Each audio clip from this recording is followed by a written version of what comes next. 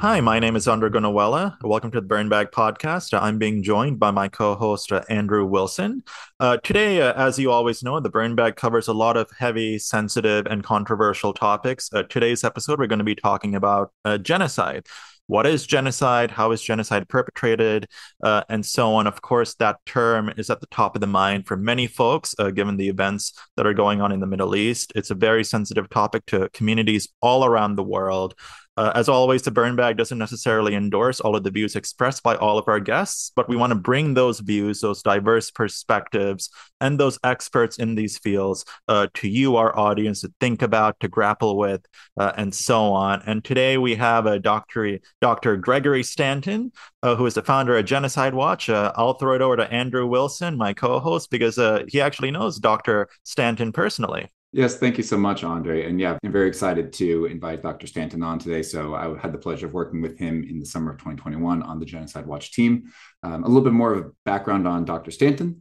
He's really dedicated his work to the study and prevention of genocide. So he founded the Cambodian Genocide Project in the early 80s, and then has worked for the Cambodian government and the UN to create the Khmer Rouge Tribunal, which he wrote a lot of the rules of procedure for. So also has a very extensive background in the State Department. So Dr. Stanton was able to draft the United Nations Security Council resolutions that created a lot of the International Criminal Court tribunals for Rwanda, the Burundi Commission of Inquiry, and the Central African Arms Flow Commission. So he also was the president of the International Association of Genocide Scholars from 2007 to 2009. So again, a very illustrative career spanning multiple decades of service to identify and prevent genocide. So Dr. Stanton, welcome today. Good to be with you. Really is. I appreciated all the work that Andrew did for Genocide Watch. And so it's really great to reconnect. Perfect. Thank you. So just to hop into things, and I think for setting the stage for a lot of the conversation today, it's really important to understand how you understand and define genocide. I know that the term can be taken in many different contexts, and this idea of what does or does not maybe deserve the label of being called a genocide. So would love to turn it over to you to just start off on how you define the term genocide. Sure. Happy to do that. As many people already know, but we're listening probably, the term genocide was invented by Raphael Lemkin, who was a Polish Jew who escaped from the Holocaust. Most of his family was murdered in the Holocaust. But he had actually identified this problem long before the Holocaust. He realized that there was this huge problem out there that was not named. And he's mainly learned it when he was studying the Armenian genocide. He even went to a conference, wanted to go to a conference, I should say, but it was then held back, to propose that there be an international treaty to outlaw this crime. They didn't have a name for it then. They called it barbarism or, whatever they had. And it really didn't quite fit. So at the time of the Second World War then and the Holocaust, Raphael Lemkin wrote a book called Axis Rule in Europe, and he at that time invented the word genocide, which means genos, which means a people, and cide, which means to kill a people. But he meant a lot more than just killing, because Lemkin understood that genocide is the attempt to destroy a people. It is not just killing a people. It can be also destroying their culture, causing them such mental and physical harm that their culture and their personhood is destroyed. This is the sort of thing you might look at, for instance, when you take all the children away from a group, or when you send them all off to reservations or someplace they can't live. You also have literally sometimes intentional starvation of a people. And we have plenty of examples. Or you have the attempts to keep that group from having children, preventing births within the group, or stealing their children, as for instance the United States did with Native American children, sending them all off and letting into schools where they were not allowed to speak their language. These are the sorts of things that Lemkin included. In fact, Lemkin included also cultural groups, economic groups, social groups. He believed that any kind of attempts to destroy a people, not just through killing, but all through these other ways, was in fact genocide. He then launched a remarkable campaign to get the United Nations to write a convention, an international law outlawing genocide. And it was then debated in the legal committee of the United Nations and finally came to the General Assembly. And the great powers didn't want some of what Lemkin included in his definition of genocide in the convention, because the great powers were the colonial powers. And they realized if you included destroying cultural groups or social or economic groups, you could be already guilty of genocide yourself if you were one of these colonial powers. So they stripped that out of the definition. We think at Genocide Watch that those should be part of the definition of genocide. But if you want to bring a legal case against somebody for committing the crime of genocide, it is now limited to national, ethnic, racial, and religious groups. So you have to intend to destroy a national, ethnic, racial, or religious group for something to be genocide. And so that's the definition in the Genocide Convention. And then it goes through the 5 acts of genocide that are enumerated, and I've gone through them just a little bit ago. Killing members of the group, creating mental or physical harm to the group, creating conditions of life in which the group is intended to be destroyed, taking away the children of a group, and preventing births within a group.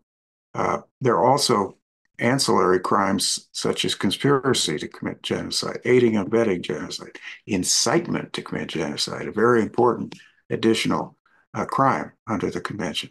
So that's how it's defined legally. So if you want to charge somebody, you have to use the legal definition. Gotcha. One of the things that I also want to highlight when we're thinking about terms and definitions of genocide, and this goes to kind of one of the things that I appreciate about Genocide Watch is this idea of the 10 stages of showing that, genocide, oftentimes you can maybe see the signs or can perhaps track how close a certain conflict is to arriving at a point of genocide.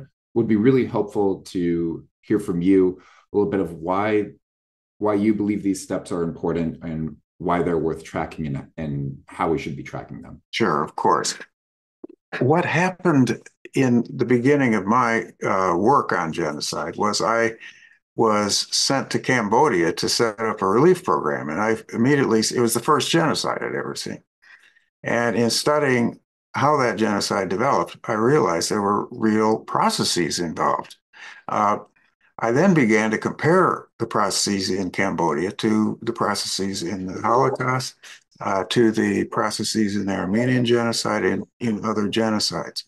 But in seeing these processes, I realized that there was a pattern, and that in fact, these processes were present in all of the genocides that I began to study. There was also a logic to the pattern. And so I, just sat down. I'm a cultural anthropologist, and one of the things that cultural anthropology does is try to find the processes by which social and cultural institutions operate. So the processes that I realized were operative in genocide were essentially the transformations that occur in a culture and a society that make genocide possible. And the first is classification. If you don't have classification into us versus them, you can't have a genocide, because you always have to have a target group, them, the people who aren't us. The second process is symbolization, because that classification has to then be expressed through a word or symbols. Sometimes it's just naming the group, but it can even be a physical symbol that's like yellow stars or blue and white check scarves or other kinds of symbols. Just common dress is often a way of distinguishing one group from another. The Armenians dress differently, for instance, than the Turks in Ottoman and the Ottoman Empire. So you have these symbolizations sometimes imposed. You have the third stage is discrimination. And I actually shouldn't have used the word stage because it implies a linearity to this whole process that is not really a process that's linear. I mean, these stages, so-called, these processes can occur in different orders and are recursive. In other words, when you go through one, you may go back to another one. I mean, it's all part of one whole, actually. Uh, the discrimination will keep the targeted group out of positions of power in the society. For instance, Hitler first stripped away the professorships, any positions in the German government, and so forth. So you had this discrimination against Jews. And the next stage is process is dehumanization, where you actually dehumanize the target group. You start calling them vermin, or in Rwanda, for instance, you start calling the Tutsis cockroaches. This dehumanization is important because it means for people who are going to commit the crime that they're not killing human beings. They're actually eradicating, a threat to the society. It's like stamping out bugs. And so it also reduces the guilt that people have in doing that because they say, well, we're just purifying the society. So you get words like purification, like ethnic cleansing, words of that sort being used in place of genocide. The next stage or process is organization, because you have to have hate groups to have a genocide. It's not an individual crime. It's not some guy who goes into a McDonald's and shoots the place up. It is a planned process in which a group attacks another group, or even within the group, it can attack part of the group. The process of organization will involve, groups like the SS, the Ku Klux Klan, the young Turk militias and so forth that killed the Armenians. You have, and the Khmer Rouge cadres, the so-called old people. The process then develops into polarization, in which you treat the society as though it's part of two groups, in which one is the enemy group and the other is the real people. And that kind of polarization is especially important because the people in the middle, who are part of the us, are the most likely to be able to prevent the process. So the first people to be killed in most genocides, in fact, are people from the perpetrator group who might oppose it. So the first people to be killed, for instance, in the Rwandan genocide, were liberal Hutus who didn't want a genocide, the prime minister, for instance, whom I knew personally, or the president of the Supreme Court in Rwanda. They were among the first to be killed on the first day. The same happened in Germany, where the first people that the Nazis arrested were the liberal pastors, the liberal priests, the socialists, the communists, anybody who might oppose, who were Germans, not Jews, but Germans, who might oppose the Holocaust. So then you have this process of, it moves into real preparation, where you plan the genocide, because genocide has to be a planned event. It doesn't mean that it is, I shouldn't have even used the word event. It is a process. But the point is, it's not just some, haphazard kind of a series of events that aren't linked to each other. They're linked because there is a plan. And so you, for instance, you get conferences like the Wannsee Conference under the Nazis, where they literally planned the extermination of the Eastern European Jews. In Rwanda, they had a group called the Akazu, which was a small clique of extremist Hutus who decided to plan the genocide in Rwanda. And so they were ready when it started. The process of planning then moves into persecution, where you literally have, you have concentration camps, for instance, or you create ghettos, or where you march people off into the desert, or where you mark houses, or where you start to do all kinds of things to persecute the group, torture, kill their leaders, that kind of thing. Often there'll be trial massacres where the whole idea is, kill a few thousand Tutsis, see if the international community reacts at all. And the answer is they didn't. So, the first killings in the Rwandan genocide were actually before that in 1993 and earlier. And yet there wasn't any outcry. Finally, you get into extermination. That's where lawyers are willing to call it genocide. That is the actual killing, and there's other acts that constitute genocide. When I first wrote this up, I realized there's another stage or another process. Denial.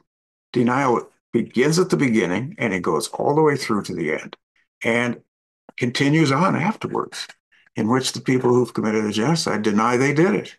And they find all kinds of other ways to explain their behavior. They blame it on the victims. They argue with the statistics. They say, no, it wasn't, 3 million people. It was only a few thousand, or things of that kind. They'll try to argue that the truth tellers are liars. They'll try to say that the real purpose of this was to prevent, to do something to prevent that this group join with the enemy forces in a war. So these are really disloyal people. That's what the Turks try to portray the Armenians as. You have all kinds of ways of denial, in other words. And these continue. They may continue for over 100 years, as we still have with the Turkish denial of the Armenian genocide. And denial is true of every genocide I've studied. The people who did it deny they did it, and they'll try to find a way to explain it. So that's the process. The reason why it's important to understand it as a process is that genocide is not an event. It is a process. You can see it coming because when you see these early signs, and they aren't necessarily in order, as I said, not linear, but when you see these early signs, that's when you really warn everybody. You say, you know what? When Donald Trump is calling everybody who's coming across the southern border robber and rapist, that's dehumanization. Watch out. This guy has in his mind genocidal thoughts. He is trying to dehumanize a whole group of people. That kind of dehumanization is characteristic of all genocides. And what's really scary is if you find underneath that a culture of racism, as we do, in fact, with Trump, and as we do in a lot of these genocides. When you have that kind of substrate, if you will, cultural, underneath the surface kind of beliefs, you have a very dangerous situation where the genocide can actually be popularly supported. And that's what we have had in Germany, of course. It's what we had in Turkey, what we had in Rwanda, because genocides take a lot of people to do the killing. It's not just a few people. So that's why the process is so important to understand. The other thing that's useful about it is that at each of these stages, you can do things to actually stop the process. For instance, if you see that kind of classification going on, you emphasize the transcendent identity of people. One of the ways, for instance, in Rwanda that they're using right now is to emphasize that we're all Rwandans together here. We're not Tutsis and Hutus and Twa. We are all Rwandans. That very same emphasis on transcendent identity was used by a number of our presidents in the past. Ronald Reagan was a good example of it. He's a conservative and everything, but he kept emphasizing the Americanness of everybody. The second stage in which you have civilization, in which symbols of France attached to people even arbitrarily, uh, can be countered by refusing to use the symbols. A good example of that is what apparently it may be a legend, it may be true. I think it probably is true. It was said that the king of Denmark, when he was told everybody would have to wear, all Jews would have to wear yellow stars, it was said that he said, I will be the first to wear one. And in Denmark, they refused to distribute the stars. In fact, what they did is they got all their Jews across the channel to Sweden and saved nearly all of them. The same happened in Bulgaria, something a lot of people don't know. The head of the Bulgarian Orthodox Church and the president of Bulgaria said, no, we are not going to distribute these yellow stars. These people are Bulgarians. And so they refused until the Nazis came and took direct control of Bulgaria when they did distribute some yellow stars. But it saved over 80% of the Jews in Bulgaria that they refused to identify them. At each of these stages, you can do things. Discrimination, you can pass laws against it. When you hear dehumanizing language, you raise hell about it. When you see hate groups organized, you treat them as the criminal organizations they are. Finally, finally they got J. Edgar Hoover to go after the Ku Klux Klan. I have a very special interest in that one because I was a civil rights worker down in Mississippi in 1966, and the Ku Klux Klan followed us around and even shot up our house one night. I mean, that's a terrorist group.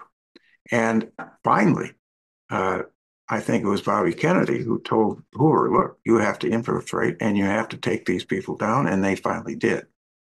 But it's that kind of treating them as criminals that needs to be done.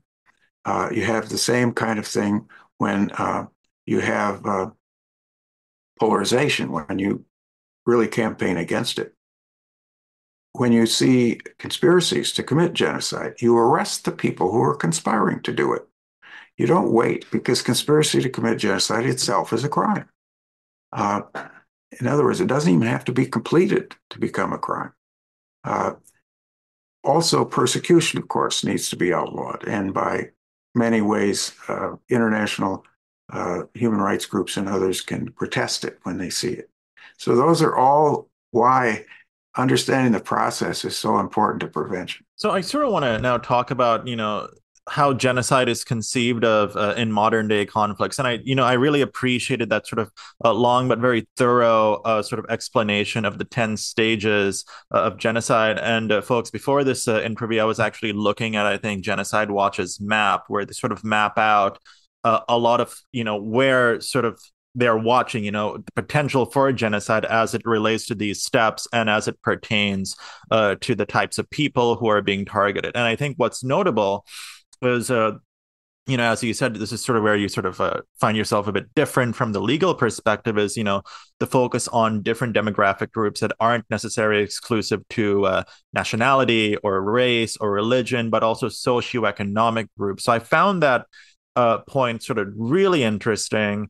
But I think another thing, when I was reading through those 10 stages on Genocide Watch's website, is the idea of a total war. Now, a lot of folks, of course, we're seeing the accusations and the allegations of genocide during these instances of total war. And of course, I will be asking a question on Israel, Gaza in just. Sure.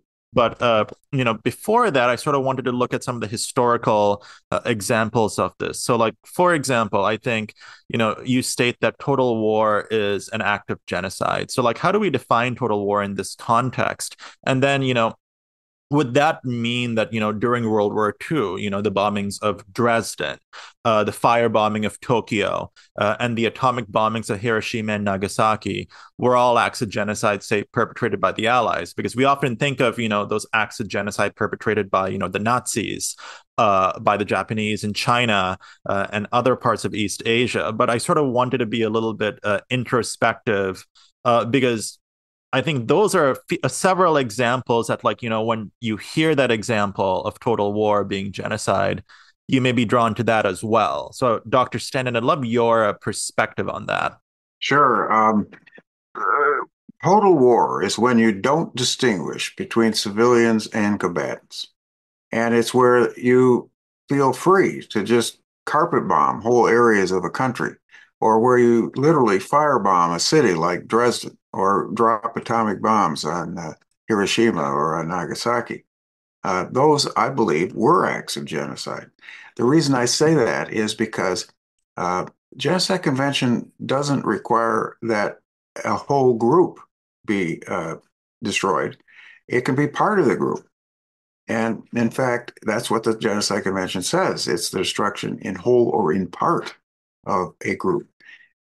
And it's different than an ordinary war crime because there you are targeting combatants. And combatants in war, in terms of the laws of war, are legitimate targets if you want. But targeting a whole city where you're really only targeting people because they happen to belong to a certain nationality, I believe it is an act of genocide because it is the intentional destruction in part of a national group. Uh, we don't really want to face it because, of course, we did it. Just as we've also committed genocide, I believe, in this country against Native Americans and against African Americans in the slave trade. But and people don't usually like to admit their own country, has committed genocide. Uh, but in fact, we have. And so, right now, at least, when you see, for example, and you already brought up the whole problem of Gaza, uh, when you see the carpet bombing of Gaza, I believe it's an act of genocide. Uh, I also believe that the attack on Israelis that Hamas did on October 7th was definitely an act of genocide as well. So you've got a double genocide going on. And I think that when people say, oh, yeah, but we have to defend ourselves, well, of course, that's a reason why the Israelis give for their bombing. But is that really what they're doing when they're trying to destroy all of the buildings or 80% of the buildings in Gaza, killing at least 70% of the victims are children and women? I mean, seriously, this is the intentional destruction in part of a national and ethnic group. And I think it is genocide. So I know it's very hard because everybody think of genocide as kind of the ultimate accusation.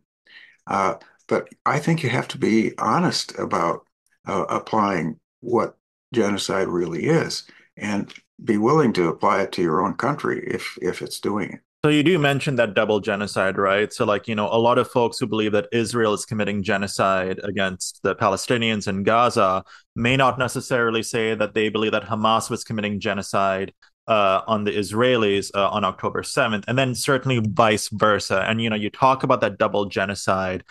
My family's from Sri Lanka. The Sri Lankan Civil War occurred. The end of the war resulted in, that sort of carpet bombing, as he stated, many accusations of genocide. And then, you go to, say someone who's more of a supporter of the Sri Lankan government and sort of anti-Tamil Tamil Tigers being the terror group that the Sri Lankan government was sort of fighting against. And they'll be like, well, maybe they won't even deny it, but they'll say like, hey, like, the Tamil Tigers were like, bombing all the civilians, killing like thousands of us, in civilian areas. We were defending ourselves, right? So now that raises the question of, how do you actually secure reconciliation Hmm. or punishment, when you have two sides that really, really hate each other and, potentially, if given the chance, would commit genocidal acts against the other group if they had the power to do so? That's a really good question. In fact, I've been to Sri Lanka, and right after that Civil War, in fact, with Martin Luther King III and with Justin Trudeau and a number of others who were part of a group that Martin Luther King III organized called Realizing the Dream to apply some of the basic principles of Martin Luther King Jr. to countries around the world. And so our group went to Sri Lanka because we realized this was a country where you had that kind of real rupture between two huge parts of the population, which they were at war with each other, and in which there were acts of genocide on both sides. Uh, The carpet bombing at the end of the war against the Tamils was clearly genocidal. And you also had, I believe, some of the Tamil Tiger terrorism against civilians was at least war crimes, maybe genocidal in its nature, but probably a better definition of it was war crimes. But what is really striking is how can you then reconcile? That's why you ask that question. Well, the best example I know of, in fact, is what's happening in Rwanda right now. Uh, you have there a government determined to break down these classifications and to make, as they call it, divisionism literally illegal in the country. If you start, you can actually be prosecuted for divisionism. I mean, they used to have schools in which, the Tutsi group in the class had to be set separately from the Hutu group and all this kind of thing. Well, that's all, of course, outlawed now. But better than that, they have a really active process in which they are affirmatively encouraging reconciliation between victims and the perpetrators who even killed their own families, killed the families of the victims. So it's an active, promotion of reconciliation of a very deep kind. Uh, One of the reasons they've done this is they adopted a court system that we don't use in the United States. I actually knew about this court system before the Rwandan genocide because I'd gone over, the Rwandan government asked me to come. I was a law professor at the time, to take a look at their court system, which just wasn't working. It took 6 years for the average civil case to go through and stuff. It was a Belgian legal system. It just didn't work. So being an anthropologist, I went around and interviewed everybody at all levels.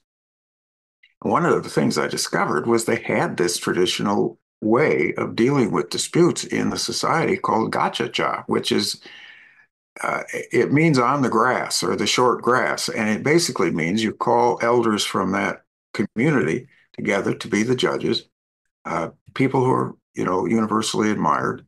And then you'll have the people who have a dispute to present their sides, to the judges. And then the judges make a determination. And the judges, there's no lawyers, and it's done in public. I mean, so anybody else who has evidence can say, no, he's not telling the truth. So you have this very popular process in which, everybody can participate. But what's wonderful about it is most of the judgments, for instance, on the genocide, have been ones in which the sentence is something like, okay, you killed this woman's family. Now, you are going to work for her the rest of your life. That's a life sentence. You're going to work for her the rest of your life, raising her crops.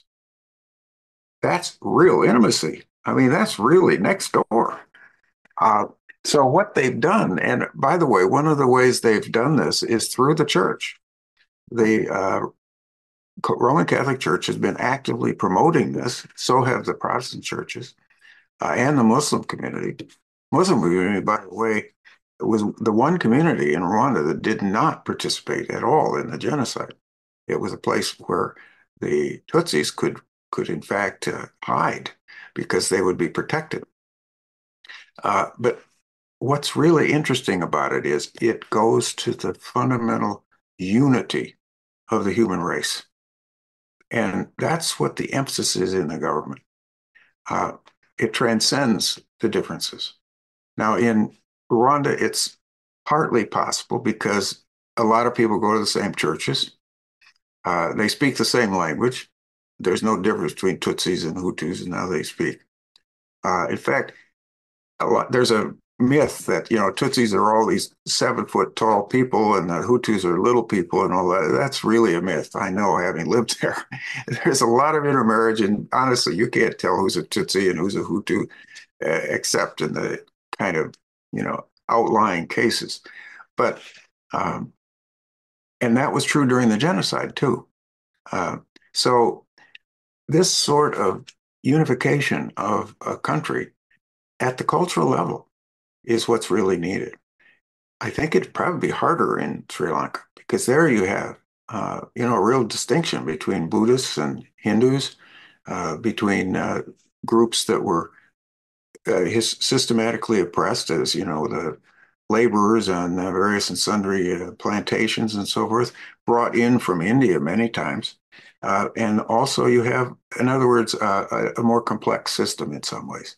So, but I I do think, nevertheless, in Sri Lanka, that that kind of division in the society, if it's intentionally dealt with, uh, can in fact be bridged. No, and not to monopolize the conversation with, focus on Sri Lanka, but, I think, your point about like, universally acclaimed or admired figures sort of raised I think an eyebrow for me because Mahinda Rajapaksa, who was the president during the end of the war, and like, most of these allegations of genocide will center around his leadership, his brother's leadership, and so on. But he won a landslide re-election in Yeah, 2010, like a year after. So, again, I'm sort of trying to grapple with, if the political leader, who is accused of committing these acts of genocide, is very politically popular, then like it sort of almost makes it like that much harder then to actually much harder. go for justice. And like he's now his stock has gone down dramatically, but that still like raises the question about like how do you practically do this? That's right. I agree with it. It is hard. And you're right about that, about the brothers. They were part of the genocide, no doubt about it. And I think you have to also face the fact that Hitler was popular. He wasn't, at the beginning, he wasn't elected by a majority, but he was nevertheless elected and he became popular. And so, times like that, we make it really hard to have a reconciliation. Uh, One of the things I worry about, frankly, in the United States right now is the upsurge in popularity of Donald Trump. I do not think that he is at all in favor of reconciliation in this country. And so if he gets into power again, I think it's going to be a real problem, real crisis, in fact. Uh, and we've had previous political leaders who have been like him. I mean, when I was, in college, a lot of the southern states were still basically dominated by Nazis.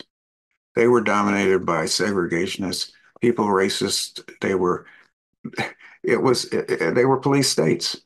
And so I know, I saw it.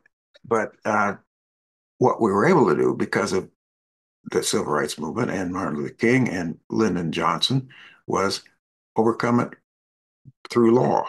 Not totally, of course. Gosh knows, we're not even close. But through law, we were able to desegregate. And you bring people together, and things happen that are beyond the power of governments. Love happens, for one thing. Love, which I believe is the most powerful force in the human race, uh, happens. People fall in love, even. Uh, in the early 80s, when I was still in school, I think the percentage of the population that was married interracially was only around 2%. It's now up to 20% in this country. And, it's because people fall in love. It's a very powerful force. The other reason is, of course, if you have justice, where you have, it's not racial, where everybody feels like they can get a fair shake in the justice system, that also then will help to heal the system. It certainly wasn't like that in the South when I was there, uh, way back in the 60s. Man, if you could be a murderer and having killed a black person and you would never be convicted because the juries were all white. So that's change. That's a major change, and I think it can happen a lot of places. Uh, we have other examples of that kind of reconciliation, I think, in other countries too. Macedonia is one. I was very involved in the attempts to prevent a genocide there, because there you had the same forces that were tearing apart Kosovo. The Albanian population and the Macedonian population were at each other's throats. But because they had good leadership, that did not want a genocide on both sides, they were able to not have a genocide. Also because of the firm response of the international community that actually appointed a peacekeeping force, very small one, I think it was only 400 troops or something, to keep the genocide occurring in Kosovo from spilling across the border, which had a similar population, Albanian and Slav. So it's really possible. Just look at the reconciliations that have happened.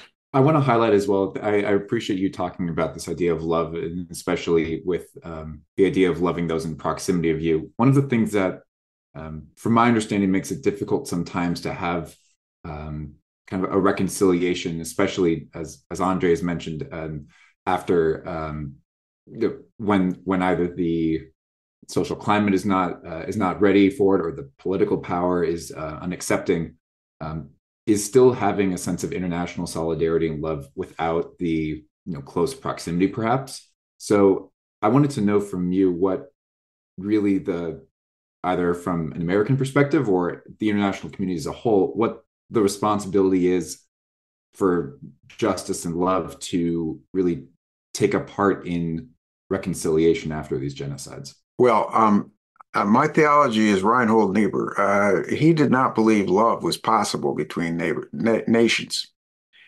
He thought the best you could do was justice. Love is possible between persons. That's what he believed. And I do agree with that. I think, well, I like to tell people when they ask me what my theology is, and I say, you seen Star Wars? Yeah, that's my theology. I believe in the Force. And I believe that love is God's force, personally expressed, and justice is God's force, socially expressed.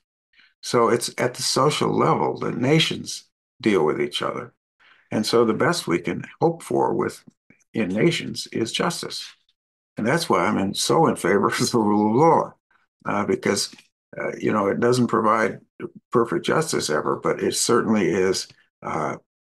It's a way to get there, at least. And that's why I'm so in favor of creating these tribunals, of creating the International Criminal Court, these other ways of dealing with the realities of genocide and punishing those, who perpetrate it. I'm very concerned right now because it seems to me we have at least 12 genocides going on right now as we speak. We have another 6 that are about to happen. There's a list of them right on the Genocide Watch website. And let me say it right now so anybody of your listeners could look it up. It's just genocidewatch.com. It's real simple. Genocidewatch.com. Look it up. Our view is that, for instance, what's happening in Sudan right now, in Darfur, is another genocide.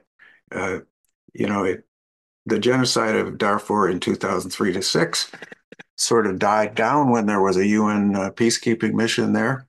Yeah, but still, a lot of people in displaced persons camps never got to go back to their homes.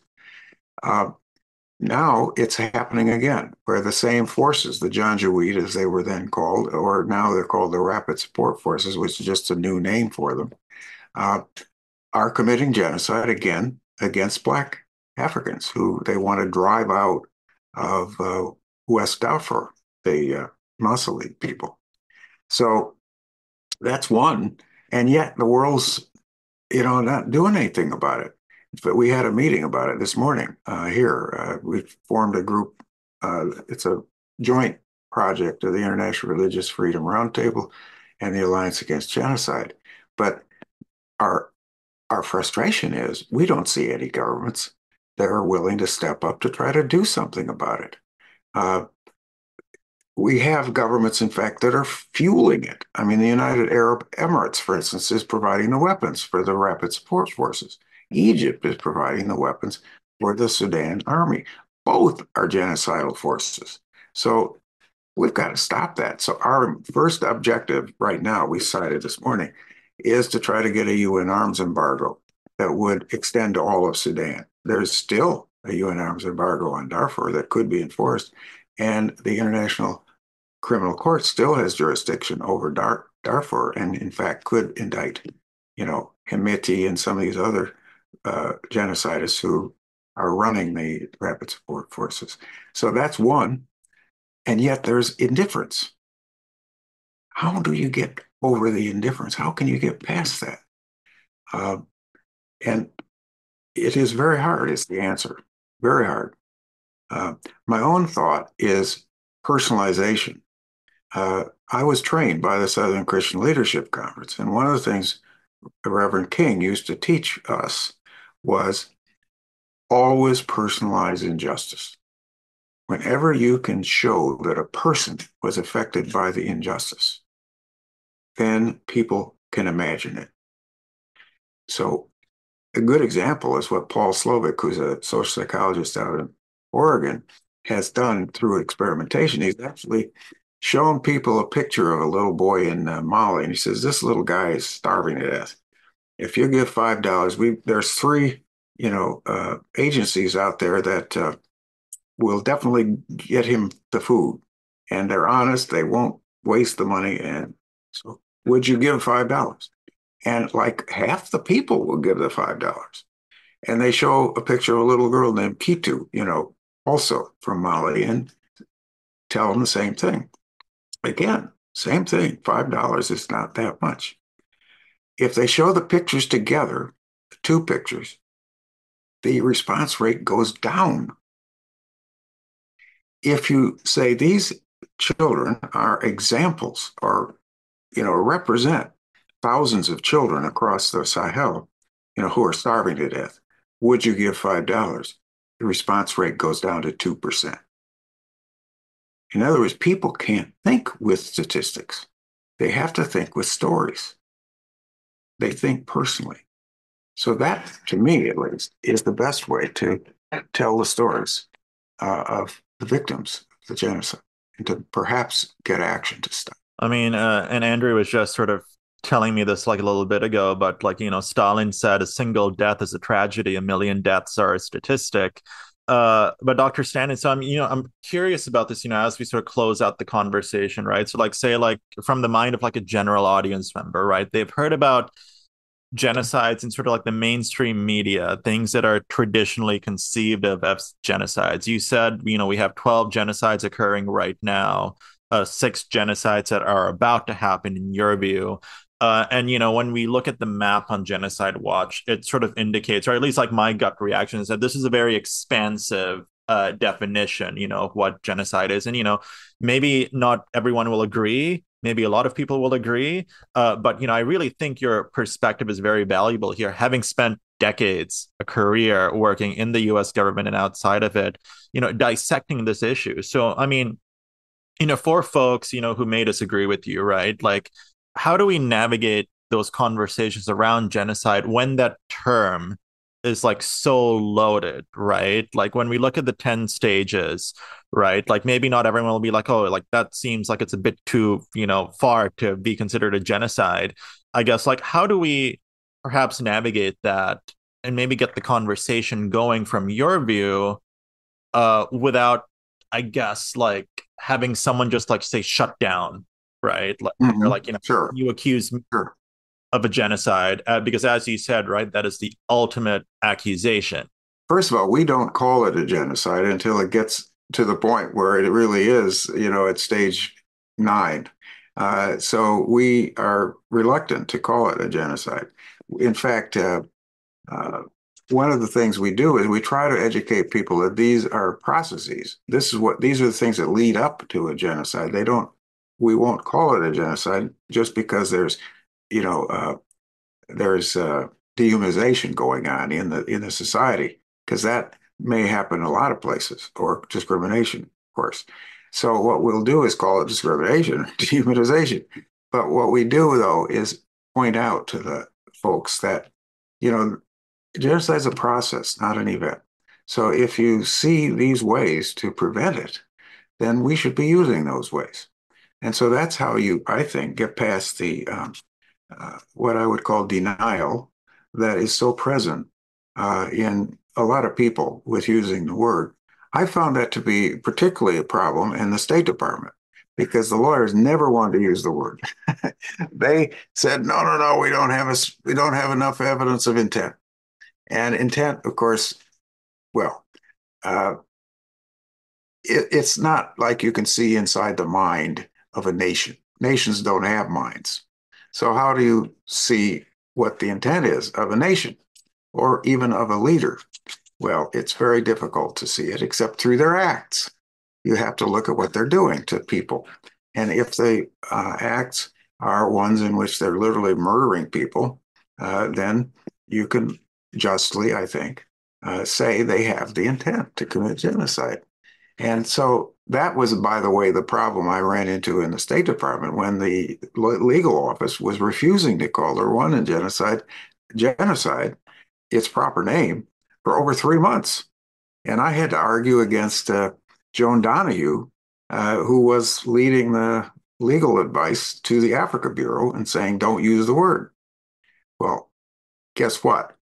You know, I got an award for dissenting, but at the same day that I got that award, I had a evaluation from George Ward and from the people who were on the peacekeeping core group, who were my bosses, recommended that I be immediately terminated from the Foreign Service.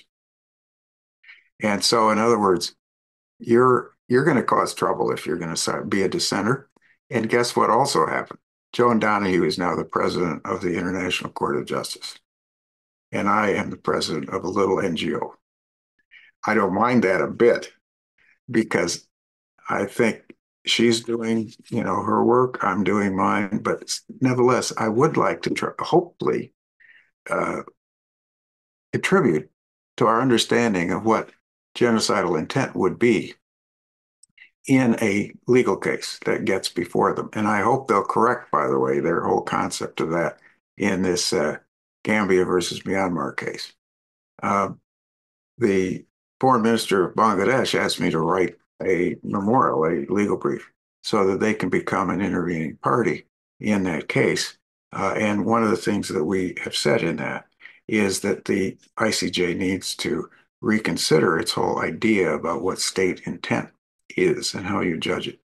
Anyway, the main point is people don't like to use the word because it requires action.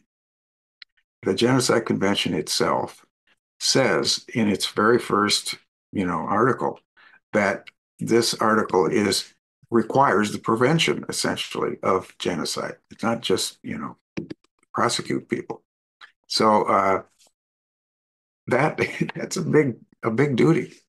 And that's why the legal people in the State Department don't like the word. Well, Dr. Stanton, again, thank you so much today for your time, your insights in the conversation. Really appreciate it. Very happy to be with you.